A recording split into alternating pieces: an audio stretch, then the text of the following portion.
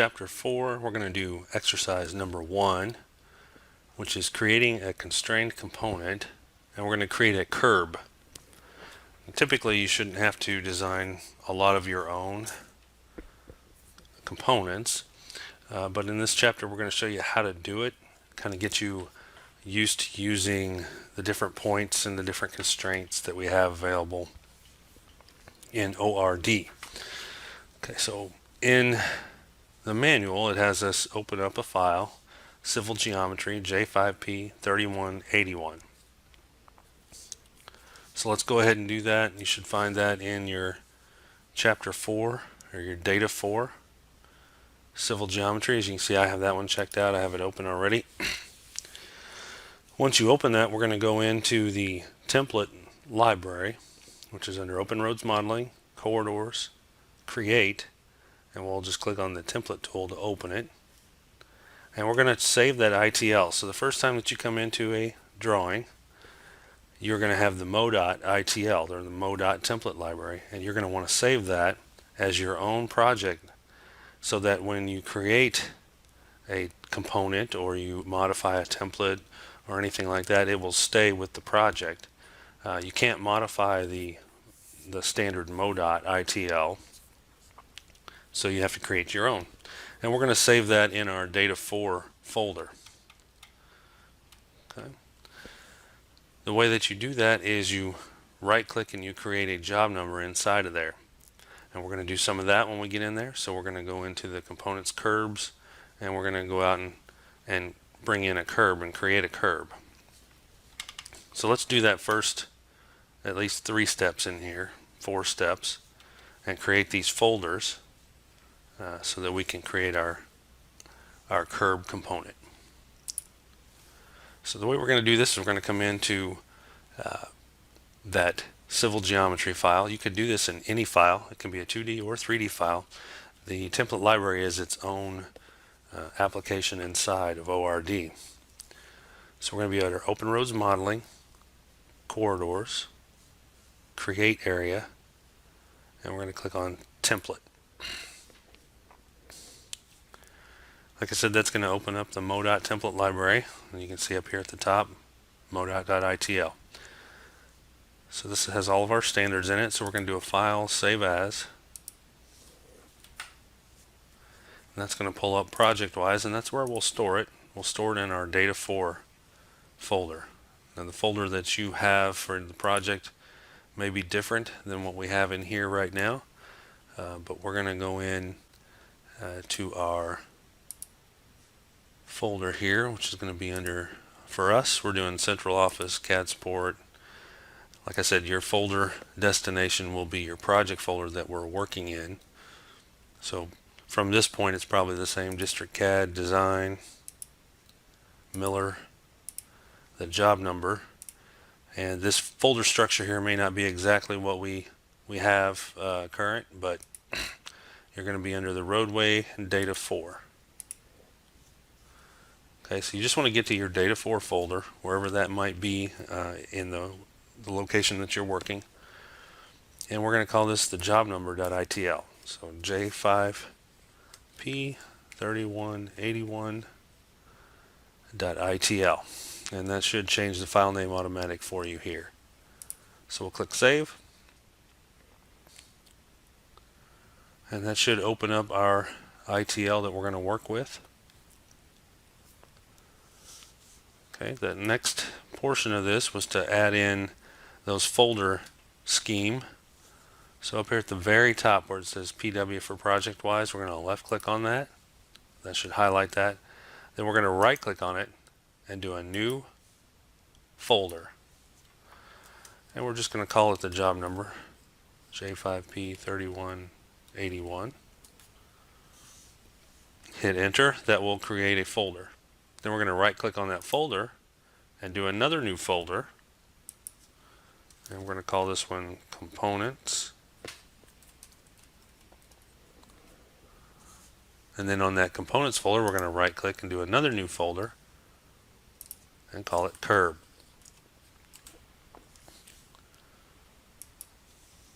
Okay, as you can see, it was called Curbs with an S. So I'm going to make that little modification there. All you have to do to make that modification is single click on it as it's highlighted, or you can click on it, hold for a second, and then click again. Or you can also right click on it and do a rename. Okay, so that's in there. So we've gotten through the first 4 steps. And within the curbs folder now we're going to create a new template called curb.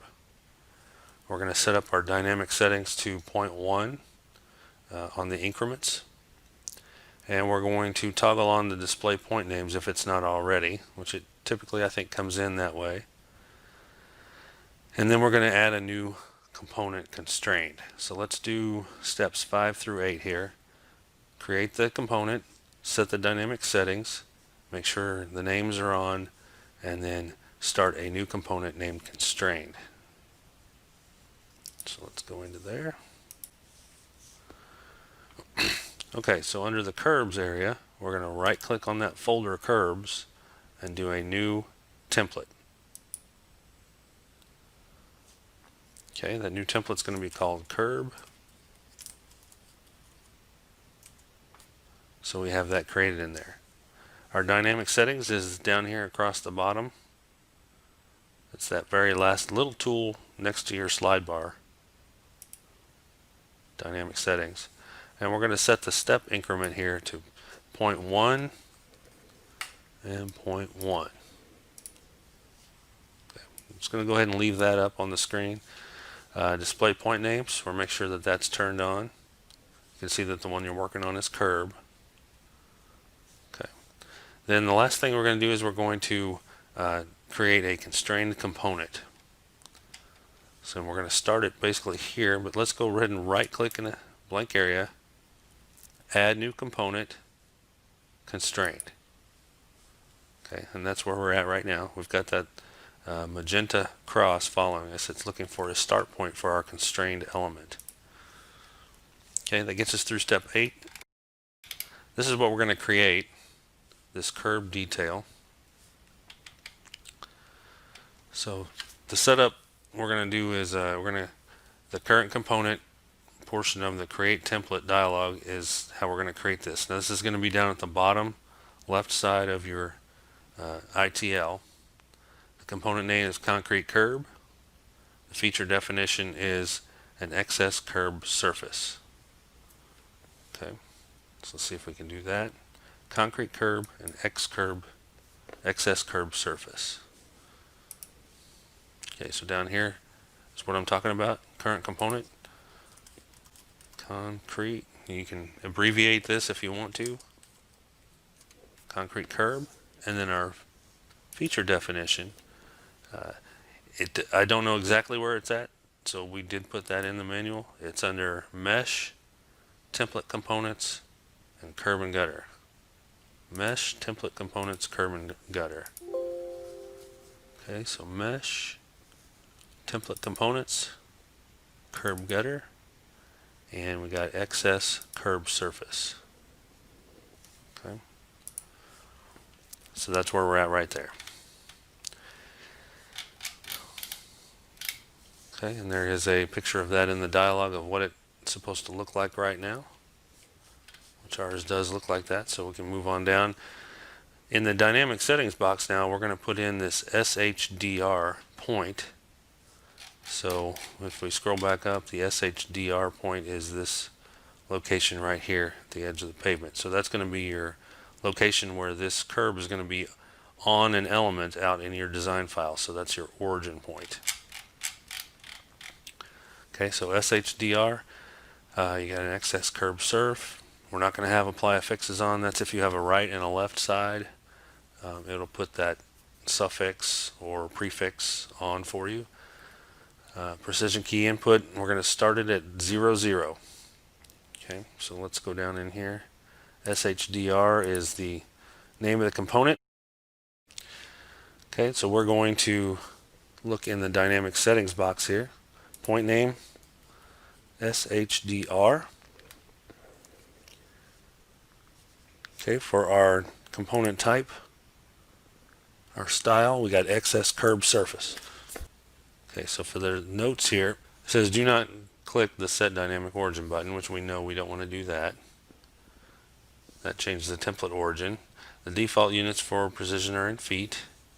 So if you wanted to do 6 inches, you could do 0.5 or do the 6-inch mark. Watch the prompts.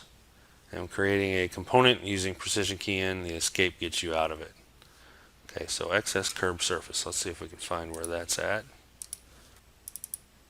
Okay, under design,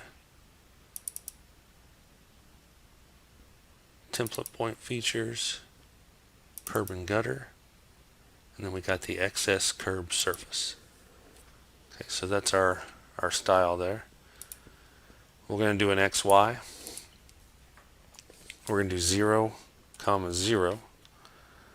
And once we do the 0, 0, we're just going to enter that in, and you can see that it starts at that location. Okay, our next point, if we scroll down, we're going to do a TOC. We're going to have the same style. Looks like the same style all the way through, so we shouldn't have to change that. It's all disabled, so we're just going to be looking at the point name and the precision key in. So TOC is the top of curb, and we're doing an XY of 0.07 and 0.5. So let's look at that. So we're going to change this to TOC. Here we're doing a 0.07 and then comma 0.5, and we'll enter that in. As you can see, that's pretty close to the origin point, so if you want to use your scroll and zoom in a little bit, you can there. And that will put that TOC at the top, and you see it's a red point. It's constrained horizontally and vertically. Okay, our next one is the back of curb, or BOC. This time we're using horizontal and slope.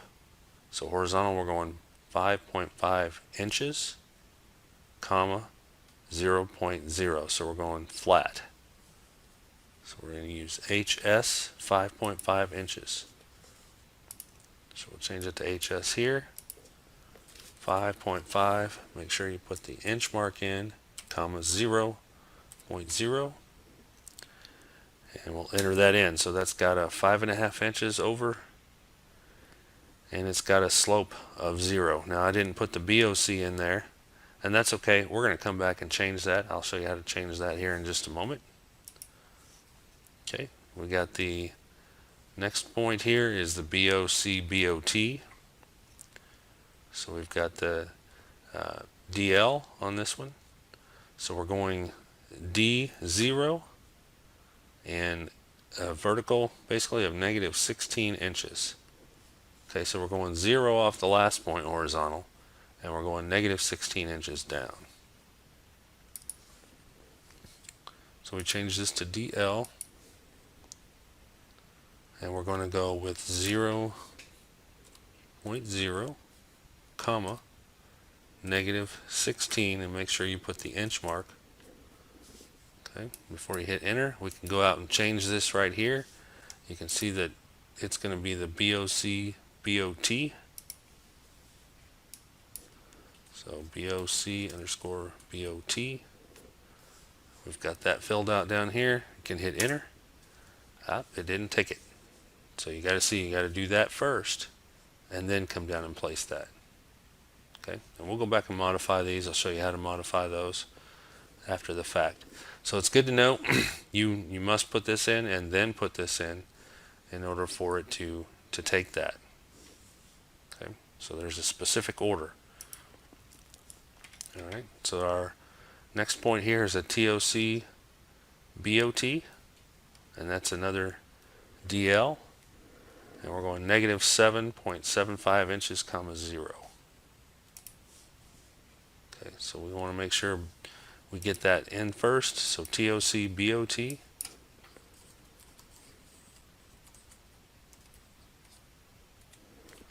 Okay, then we're going to come down here, and I believe that was negative 7.75 and 0. So negative 7.75, and then we got to put inches in there, comma 0. We've got our point name in there and our DL, so we'll just hit enter on that. And you can see now it takes the name of that component. Okay, lastly on this, we're going to hit a right click and finish. We're going to make sure display point names is on, which we did that earlier, and then save the template library. Okay, so once you're completed with that, you'll right click, finish. Now it wants to make sure display point names is on, which you can see there. That's what this option does. Now I would normally save it, but what I want to do is change these 2 points that I've got. So we know this is BOC. So the way that you can do that is just double click on that point. It'll open up here. And in the name at the very top, we'll just do BOC and apply that. Okay. Now there's other things here. We could close this out and go double click the next point, or right here there's a little target button. You can left click it, go pick the next point that you want to work with, and then you can rename this one BOC underscore BOT and apply that. Okay. You can see how creating this component gave you a horizontal and vertical. It's got the parent points automatically put in there because that's how it was built. You can see the values that it placed in there, negative 1.333, so it converts it to feet. We did 16 inches down, so it automatically converted that for you. Okay. Then you can modify anything you want about these points. If you didn't get something right in here, you can go modify it. So if you got to this point and you did 16 feet, you could just keep going and then come back in and modify that 1 point, and everything else would fit together. So we'll apply that, make sure it's applied, close it. This is where we can go in then and save your template library. Okay, and that completes exercise number 1.